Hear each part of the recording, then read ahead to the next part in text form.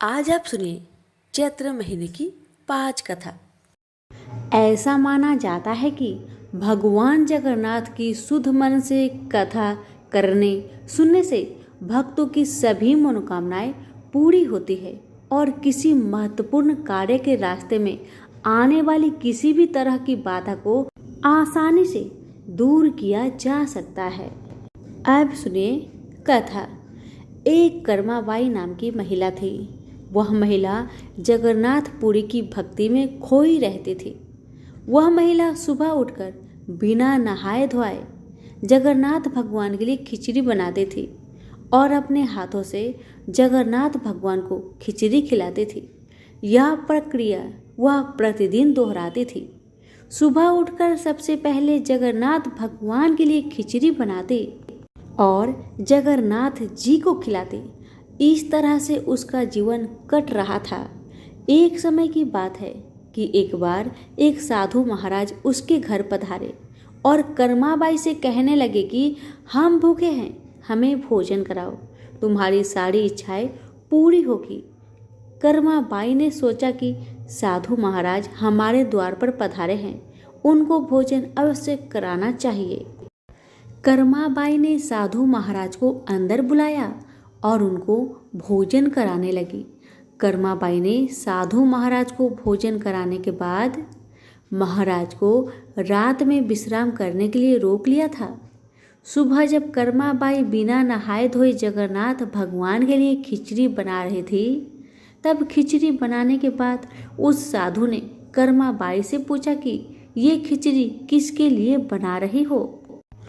तो कर्माबाई ने कहा कि यह खिचड़ी मैं जगन्नाथ भगवान के लिए बना रही हूँ। साधु ने कहा कि तुम ऐसा मत करो, बिना नहाए धोए भगवान के लिए भोजन बनाना अच्छी बात नहीं है। साधु ने कहा तुम अपने नियम बदलो, तुम्हें मैं बताता हूँ। वैसा ही करना। सुबह उठकर स्नान करके पूजा पाठ करके भगवान जगन्नाथ जी का भोजन बनाना। दूसरे दिन कर्माबाई ने साधु महाराज की बात मानकर ऐसा ही किया, लेकिन नियमों के हिसाब से चलते हुए कर्माबाई को खिचड़ी बनाने में देरी हो गई। दोपहर के खाने के समय कर्माबाई ने जगन्नाथपुरी भगवान को खिचड़ी खिलाई थी और जब जगन्नाथपुरी भगवान खिचड़ी खा ही रहे थे, तब उनका दोपहर का भोजन का समय हो गया। वह खिचड़ी खाने के बाद बिना पानी पिए मंदिर में चले गए थे। जब भक्तों ने देखा, पंडित जी ने देखा कि जगन्नाथ भगवान के मुख में खिचड़ी लगी है। सभी लोगों ने और पंडितों ने भगवान से प्रार्थना की कि आपके मुख में खिचड़ी क्यों लगी है। तब भगवान ने अपनी पूरी कहानी बताई और साधु ने जब पूरी कहानी सुनी तो साधु को बड़ा दुख हुआ। वह साधु कर्माबाई के पास पहुंचा और कर्माबाई से क्षमा मांगी। इस तरह से आज भी जगन्नाथपुरी मंदिर में जगन्नाथ भगवान के लिए सुबह बाल अवस्था में ही खिचड़ी का भोग लगाया जाता है। सभी प्रेम से बोले जगन्नाथ भगवान की जय हो। बहुत समय पहले की बात है। एक गांव में एक ननद भाभी रहा करती थी। ननद अभी कंवारी थी। उस परिवार में ननद, भाभी और भाई, इन तीनों के अलावा और कोई भी नहीं रहता था। भाभी तो कभी कोई पूजा पाठ करती ही नहीं थी और ननद हर रोज तुलसी माता की पूजा किया करती थी, उनकी बड़ी सेवा करती थी। बिना तुलसी पूजन के ननद कभी भोजन नहीं करती थी। ननद का पूजा पाठ देख के भाभी को बहुत क्रोध आता था। कभी कभी भाभी तो अपनी ननद से ऐसे भी कह देती थी कि जब तुम्हारा विवाह होगा ना, तो मैं तुम्हें और बराती को तुलसी ही खाने दूंगी और दहेज में ये ही दूंगी। इसी तरह समय निकलने लगा, दिन बीतने लगी। अब तो ननद भी बड़ी हो गई थी। भाई ने अपने बहन के लिए एक अच्छा घर और बर ढूंढा। अब तो बहन की शादी पक्की हो गई। बहन की शादी वाले दिन भाभी ने क्या किया, बारातियों के सामने तुलसी का गमला फोड़कर रख दिया। लेकिन ननद की सच्ची भक्ति और श्रद्धा से तुलसी माता बहुत प्रसन्न थी। इसी कारण से तुलसी माता की कृपा से तुलसी का गमला स्वादिष्ट व्यंजन में बदल गया। ये चमत्कार देखकर भाभी बहुत आश्चर्यचकित हो गई, लेकिन फिर भी उसका आदत नहीं गया। उसने फिर क्या किया, अपने ननद को गहने के बदले में तुलसी की मंजरी पहना दी। लेकिन तुलसी माता की कृपा से वह मंजरी भी सोने के आभूषण में बदल गए। ये देखकर भी भाभी बहुत हैरान हुई, मगर फिर भी अपनी करतूत करनी न बंद किया। उसने फिर वस्त्रों के स्थान पर तुलसी का जनेऊ रख दिया। लेकिन तुलसी माता की कृपा से वह तुलसी का जनेऊ रेशमी और सुंदर वस्त्र में बदल गया। ननद की भाभी बहुत पापिन थी, इसलिए तुलसी माता की महिमा को न जान सकी। भाई ने अपने बहन को बड़े प्यार और आदर के साथ विदा किया। बहन ससुराल में गई। ससुराल वाले उसके दहेज आदि के बारे में बहुत बड़ाई करने लगे। जब ये बात भाभी को मालूम हुई तो उसे बड़ा आश्चर्य हुआ और तुलसी जी की पूजा का महत्व उसको समझ में आ गया। भाभी की एक लड़की थी। अब भाभी सोचने लगी, क्यों ना मैं भी अपनी बेटी को तुलसी माता की पूजा करने को कहूँ। अब तो भाभी अपनी लड़की से कहने लगी कि तू भी तुलसी माता की सेवा कर, तुझे भी बुआ की तरह फल मिलेगा। पर लड़की अपनी माँ के जैसी ही थी, उसे तुलसी की सेवा में मन नहीं लगता था। भाभी की लड़की हर रोज सुबह स्नान करके ऊपर के मन से अपनी माँ की बात रखने के लिए तुलसी माता की पूजा कर लिया करती थी, मगर मन उसका पूजा में कभी नहीं लगा। इसी तरह समय बीतते गया। इस बार भाभी ने खुद अच्छा घर और वर देखकर अपनी बेटी का विवाह तय किया। और जब विवाह का समय आया तो भाभी ने सोचा, जैसा व्यवहार मैंने अपनी ननद के साथ किया वैसा ही व्यवहार मैं अपनी बेटी के साथ करूंगी, क्योंकि मैंने जो ननद के साथ व्यवहार किया उसी व्यवहार के कारण ननद को इतनी इज्जत मिली थी। क्यों ना मैं भी अपनी लड़की के साथ वैसा ही व्यवहार करूं। अब जैसे ही बाराती वाले आए, भाभी ने तुलसी जी का गमला को फोड़कर बाराती के सामने रख दिया, परंतु इस बार मिट्टी मिट्टी ही रही। मंजरी व पत्ते भी अपने पूर्व रूप में ही रहे तथा जनेऊ भी जनेऊ ही रहा। सभी बाराती भाभी की बुराई करने लगे। ससुराल में भी लड़की की और उसकी माँ की बहुत बुराई हो रही थी। भाभी को अपनी ननद से बहुत जलन होता था। इस कारण भाभी अपनी ननद को बहुत कम ही घर पर बुलाया करती थी। पर भाई अपने बहन को बहुत मानता था। भाई ने एक दिन सोचा, बहन की शादी किए हुए बहुत साल हो गए, क्यों ना मैं अपने बहन से मिलकर आऊं, उसके ससुराल जाऊं। अब भाई ने अपनी इच्छा अपनी पत्नी को बताया।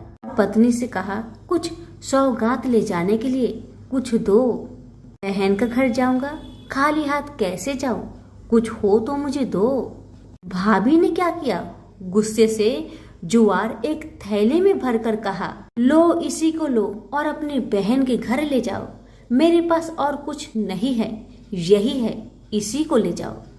बेचारा पति दुखी मन से चल दिया, वही जुआर भरे थैले को लेकर, और मन ही मन में सोचते जा रहा था, भला कोई भाई अपने बहन के ससुराल में जुआर ले जाता है।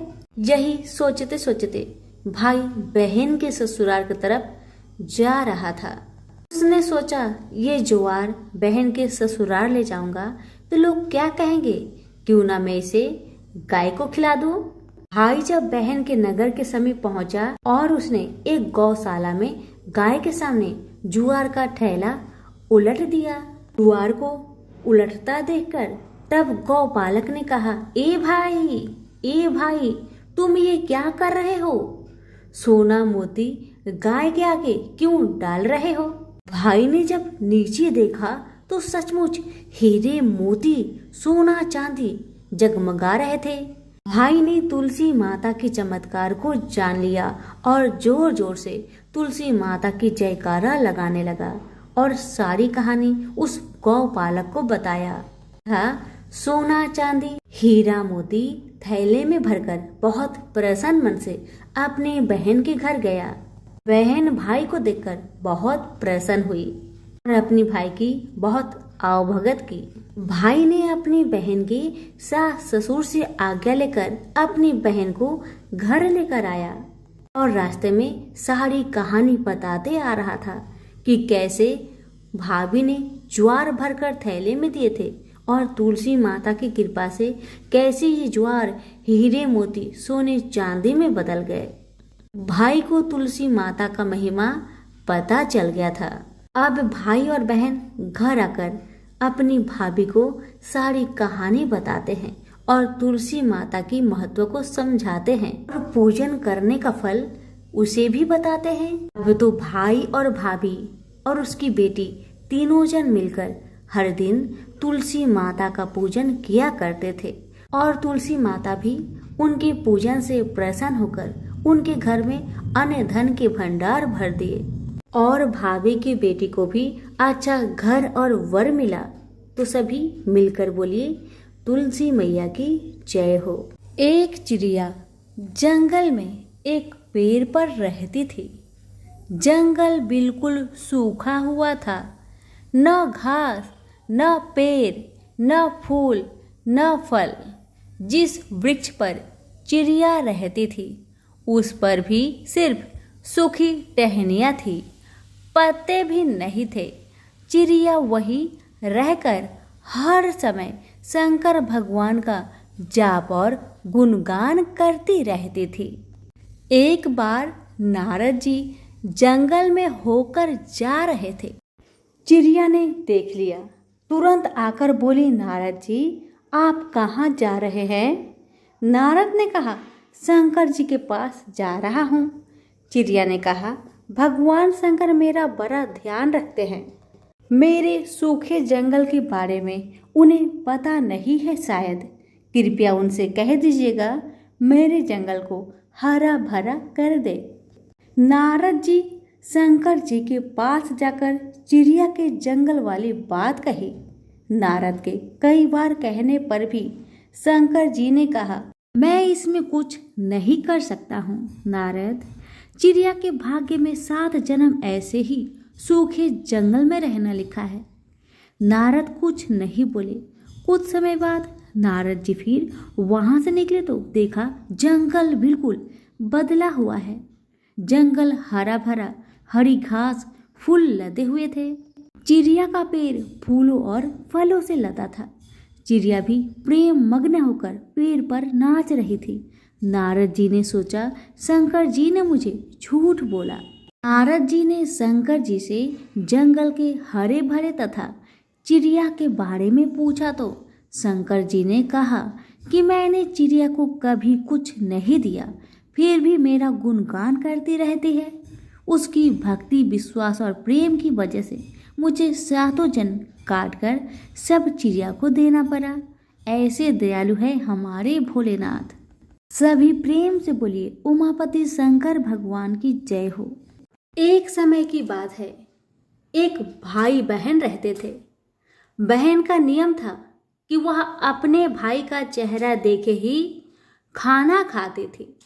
हर रोज सुबह उठती थी और जल्दी जल्दी घर का सारा काम काज करके अपने भाई का मुख देखने के लिए उसके घर से निकल जाती। एक दिन रास्ते में एक पीपल पेड़ के नीचे गणेश जी की मूर्ति रखी हुई थी।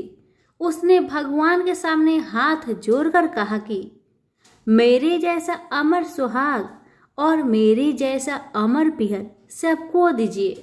यह कहकर वह आगे बढ़ जाया करती थी। हर दिन का उसका यही नियम था। जंगल के झाड़ियों के कांटे उसके पैरों में चुभा करते थे। एक दिन बहन भाई के घर पहुंची और भाई का मुख देखकर बैठ गई तो भाभी ने पूछा, पैरों में क्या हो गया है नारद जी? यह सुनकर उसने भाभी को जवाब दिया कि रास्ते में जंगल की झाड़ियों से गिरे हुए कांटे मेरे पाँव में चुभ जाते हैं। जब वह वापस अपने घर आ गई तब भाभी ने अपने पति से कहा कि रास्ते को साफ करवा दो। हमारी ननद यानी कि आपकी बहन झाड़ियों के रास्ते से आती है तो उसके पाँव में बहुत सारे कांटे चुभ जाते हैं। पत्नी की इतना बात सुनते ही भाई तुरंत उठा और हाथों में कुल्हाड़ी लेकर सारी झाड़ियों को काटकर रास्ता साफ कर दिया और इसी कारण से गणेश जी का स्थान भी वहां से हट गया। यह देखकर भगवान गुस्सा हो गए और उसके भाई के प्राण को हर लिए। लोग अंतिम संस्कार के लिए जब भाई को ले जा रहे थे तब उसकी भाभी रोती हुई लोगों से कही, थोड़ी देर रुक जाओ, उसकी बहन आने वाली है, वह अपने भाई का मुख देखे बिना नहीं रह सकती, उसका यह हर दिन का नियम है। तब लोगों ने कहा, आज तो देख लेगी पर कल कैसे देखेगी। रोज के दिन की तरह बहन अपने भाई का मुख देखने के लिए जंगल में निकल दी। जब जंगल में उसने देखा कि सारा रास्ता साफ किया हुआ है तब वह आगे बढ़ी तो उसने देखा कि सिद्धि विनायक को भी वहां से हटा दिया गया है। तब उसने जाने से पहले गणेश जी को एक अच्छे स्थान पर रखकर उन्हें स्थान दिया और हाथ जोड़कर बोली, हे गणेश महाराज, मेरे जैसा अमर सुहाग और मेरे जैसा अमर पिहर सबको देना। और फिर इतना कहकर आगे निकल गई। लड़की की बात सुनकर भगवान गणेश सोच में पड़ गए, अगर मैं इसका नहीं सुना तो मुझे कौन मानेगा, हमें कौन पूजेगा। तब सिद्धि विनायक ने उसे पीछे से आवाज दिया कि बेटी, इस खेजड़ी की 7 पत्तियां ले जा और उसे कच्चे दूध में घोलकर भाई के ऊपर छींटा मार देना, वह उठकर बैठ जाएगा। यह सुनकर जब बहन पीछे मुड़ी तो उसने देखा कि वहां तो कोई नहीं है, लेकिन फिर भी उसके दिल से आवाज आई, जो मैंने सुना वैसे ही करती हूँ, देखा जाए क्या होता है। इतना सोचकर वह 7 खेजड़ी की पत्तियां लेकर अपने भाई के घर पहुंची। उसने देखा वहां कई लोग बैठे हुए हैं, भाभी बैठी रो रही है और पास में ही भाई का लाश रखा हुआ है। तब उसे रास्ते में जो आवाज सुनाई दी थी वही बात याद आई और उसने वैसा ही किया जैसे उसने सुना था। उसने खेजड़ी की 7 पत्तियों को बताए हुए नियम के तहत भाई के ऊपर इस्तेमाल किया। तब उसका भाई उठकर बैठ गया। भाई बोला बहन से, मुझे तो बहुत ही गहरी नींद आ गई थी। तब बहन बोली, यह नींद किसी दुश्मन को भी ना आए, और उसने सारी बात अपने भाई को बता दी। हे गणेश महाराज, जैसे आपने उस बहन की सुनी वैसे ही कहानी कहने वाले, हुक्कारे भरने वाले सभी की परिवार की सुनना और सभी के परिवार की रक्षा करना। सभी प्रेम से बोलिए गणेश महाराज की जय हो। धन्यवाद। दरअसल ब्रज भूमि में भगवान श्री कृष्ण के एक परम भक्त रहते थे। उनका नाम था कुंभदास। कुंभदास का एक पुत्र था रघुनंदन। कुंभदास हर समय प्रभु श्री कृष्ण की भक्ति में लीन रहते थे और पूरे नियम से भगवान की सेवा करते थे।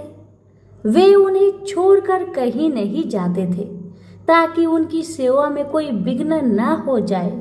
एक दिन वृंदावन से उनके लिए भगवत कथा करने का न्योता आया।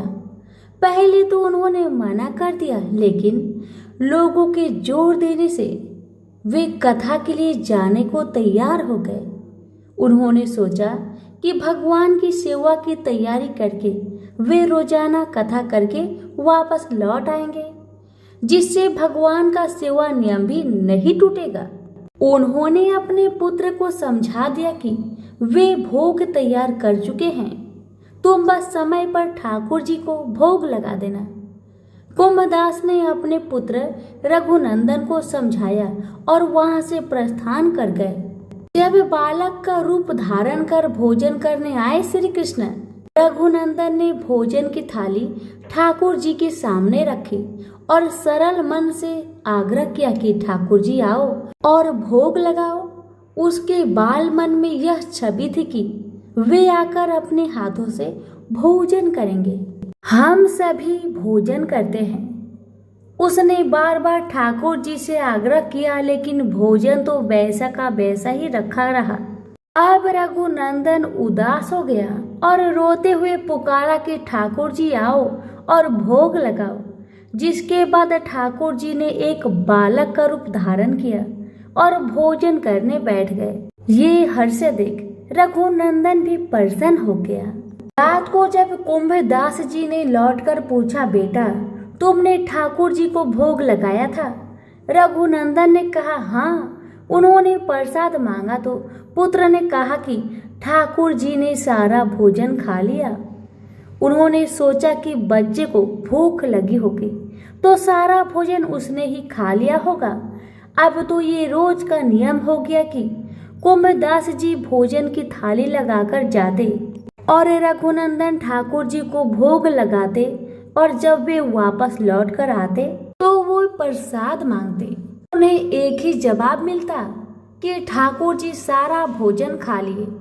कुंभदास जी को अब लगने लगा कि पुत्र झूठ बोलने लगा है। कुंभदास ने एक दिन लड्डू बनाकर थाली में सजा दिए और छिपकर देखने लगे कि बच्चा क्या करता है। रघुनंदन ने रोज की तरह ही ठाकुर जी को पुकारा तो ठाकुर जी बालक के भेष में प्रकट होकर आए और लड्डू खाने लगे। यह देखकर कुंभदास जी दौड़ते हुए आए और प्रभु के चरणों में गिरकर विनती करने लगे।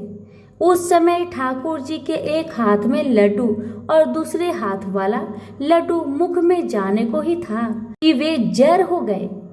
उसके बाद से ही उनकी इसी रूप में पूजा की जाती है और वे लड्डू गोपाल कहलाए जाने लगे। प्रेम से बोलिए लड्डू गोपाल की जय।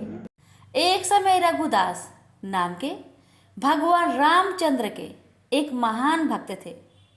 वह पुरी में जगन्नाथ मंदिर के सिंह द्वार के पास एक बड़ी छतरी के नीचे रहते थे। एक बार जब वह भगवान जगन्नाथ के दर्शन करने गए तो उन्होंने जगन्नाथ की वेदी पर राम, लक्ष्मण और सीता को देखा। उस दिन से उन्हें विश्वास हो गया कि भगवान जगन्नाथ भगवान रामचंद्र से भिन्न नहीं है। एक बार रघु ने भगवान जगन्नाथ के लिए एक अच्छी माला तैयार की और पुजारी को भगवान को चढ़ाने के लिए दी, लेकिन पुजारी इसे चढ़ाना नहीं चाहता था क्योंकि रघु ने केले के पेड़ की छाल से बनी डोरी का इस्तेमाल किया था। उस समय जगन्नाथ के मंदिर में ऐसी चीज़ों का प्रयोग वर्जित था। रघु को बहुत दुख हुआ कि उनकी माला भगवान जगन्नाथ को नहीं चढ़ाई गई। वह बहुत उदास महसूस करते हुए मंदिर के बाहर चला गया। बाद में दिन में पुजारी शाम की आरती समाप्त कर रहा था। भगवान के शयन करने से पहले पुजारी उन्हें एक विशेष पोशाक पहनाते हैं जिसे बड़ा श्रृंगार वैसा कहा जाता है। भगवान को श्रृंगारित करने के बाद पुजारी ने उनके शरीर को फूलों से सजाना शुरू कर दिया, लेकिन उसे आश्चर्य हुआ कि उसने जो कुछ भी किया भगवान के शरीर पर एक भी फूल नहीं बचा। भगवान किसी भी फूल को स्वीकार नहीं करेंगे। सभी पुजारी यह सोचकर बहुत चिंतित हो गए कि अवश्य ही उन्होंने कोई अपराध किया है, लेकिन यह क्या हो सकता था। उन सभी ने निर्णय लिया कि यह समझने की कोशिश करने के लिए कि उन्होंने क्या अपराध किया है। वे सभी मंदिर में सोएंगे और तब तक उपवास करेंगे जब तक भगवान उनके सपने में आकर उनके अपराध के बारे में सूचित नहीं कर देते। निश्चित रूप से उसी रात भगवान जगन्नाथ मुख्य पुजारी के सामने आए और उनसे कहा, मेरे भक्त रघुदास मेरे लिए एक फूल का माला लाए थे। उन्होंने इसे बहुत प्यार और भक्ति के साथ तैयार किया। आपने बाहरी विशेषता देखी, माला को उन्होंने मुझे देने से मना कर दिया। आप देख नहीं सकते कि उन्होंने कितनी अच्छी माला तैयार की है। उन्होंने इसे प्रेम और भक्ति से पिरोया। आप मेरा भक्त मेरी सेवा से वंचित होकर अपने घर में माला रखकर पड़ा हुआ है, उसके सामने माला पहनाओ। उसने कुछ भी नहीं खाया है और लगातार रो रहा है।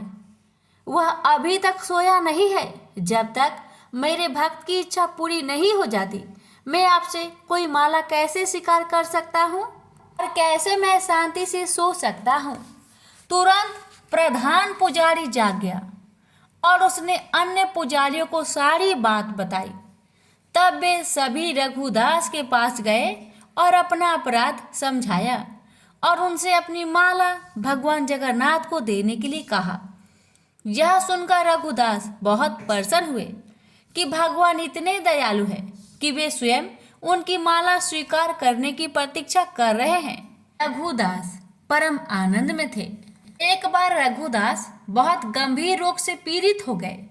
उनकी तबीयत इतनी खराब हो गई कि वह बिस्तर से उठ भी नहीं पा रहे थे। उन्हें अपने बिस्तर में ही मल त्याग करना पड़ा। बदबू बहुत बुरी थी। रघुदास बहुत बीमार होने के कारण खुद की मदद करने में असमर्थ होकर बेहोश हो गए। एक छोटा लड़का रघुदास की सेवा के लिए आ रहा था। उन्होंने उसके शरीर को साफ किया और चंदन लगाया और गंध को दूर करने और कमरे को शुद्ध करने के लिए अच्छी सुगंधित चीजें पेश की। जब रघु को होश आया तो उन्होंने पाया कि वह लड़का स्वयं भगवान जगन्नाथ थे। रघु ने भगवान जगन्नाथ से कहा, मेरे प्रिय भगवान, आप यहाँ क्या कर रहे हैं? मेरी यह निम्न सेवा करके आप मुझे अपराधी बना रहे हैं। मैं आपसे सेवा प्राप्त करके और अधिक पापी बन रहा हूँ। हे भगवान, आप बहुत दयालु हैं। आप ब्रह्मांड के स्वामी हैं। आप सब कुछ करने में समक्ष है। यदि आप चाहे तो आप मेरी बीमारी को आसानी से ठीक कर सकते हैं। मुझे ठीक करने के बजाय आप मेरी यह निम्न सेवा क्यों कर रहे हैं? भगवान ने उत्तर दिया, हाँ, मैं तुम्हें आसानी से ठीक कर सकता हूँ, लेकिन मैं चाहता हूँ कि तुम अपने सभी प्रबंध कर्मों से मुक्त हो जाओ, ताकि तुम इस जीवन के अंत में मेरे निवास पर वापस जाओ। तुम्हें ये भी जानना चाहिए कि जैसे कि मेरे भक्तों को मिलता है, मेरी सेवा करने से सुख मिलता है, मुझे भी अपने भक्तों की सेवा करने से सुख मिलता है।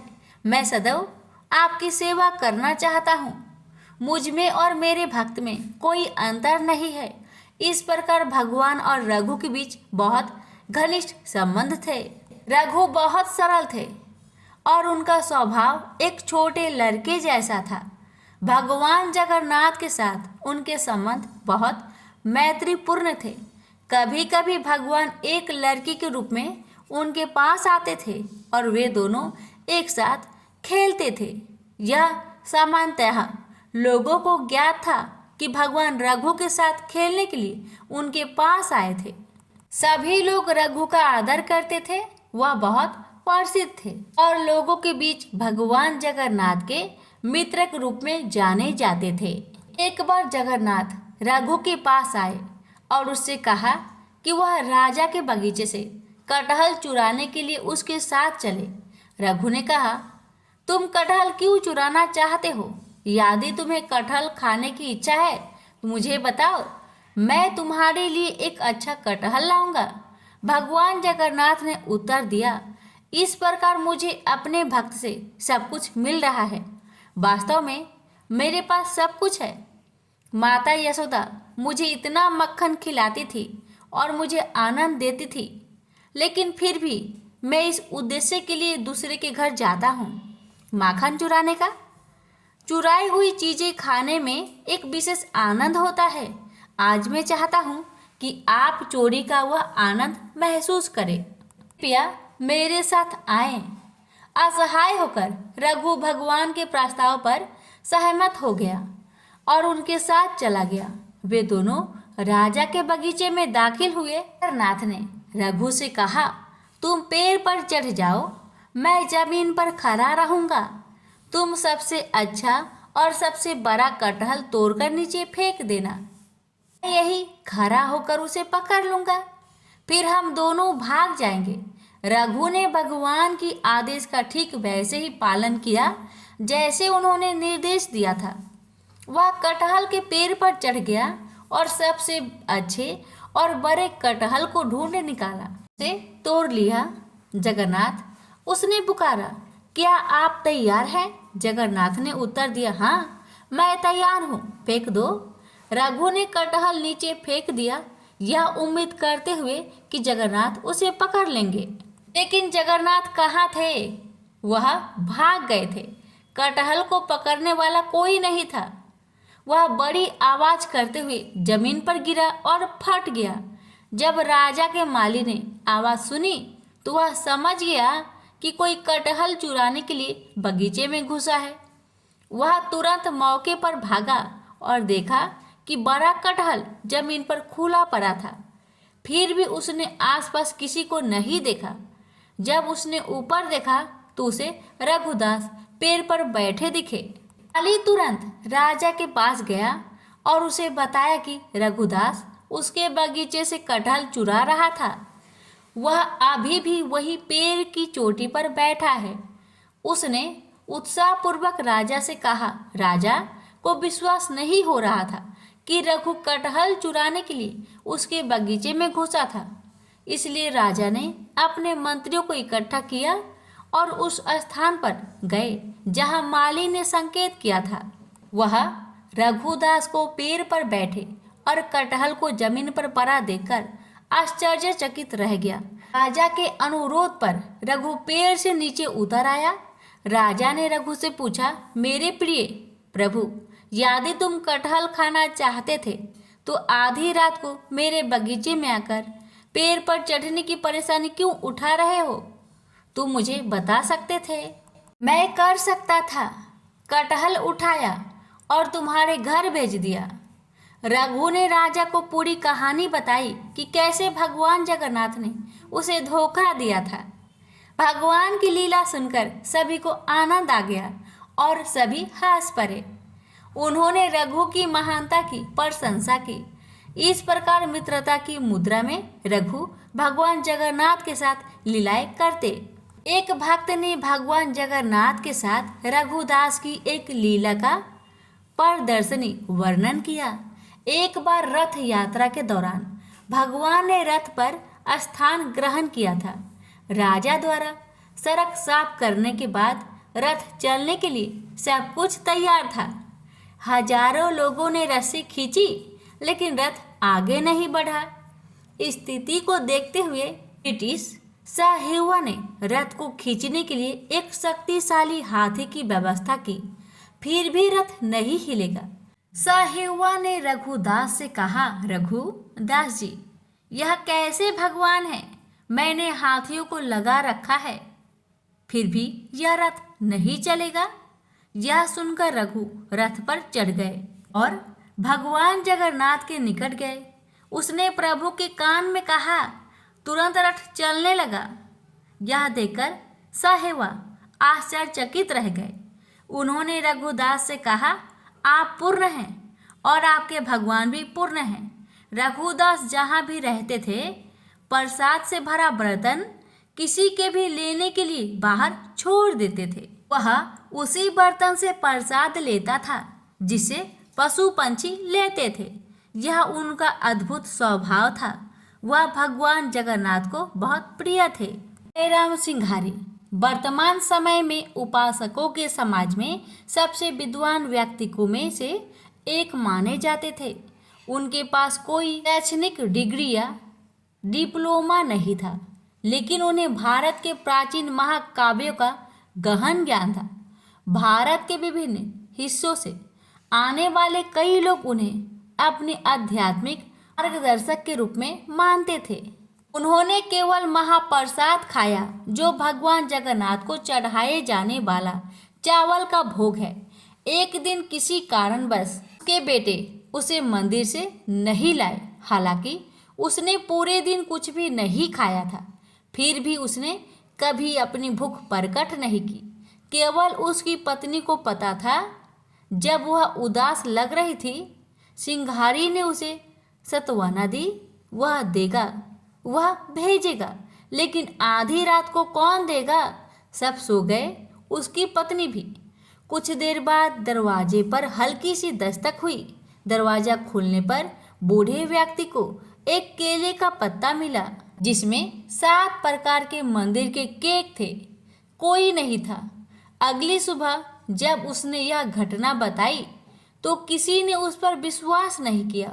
पूरे दिन भगवान जगन्नाथ का यह चमत्कार लोगों के मन में छाया रहा।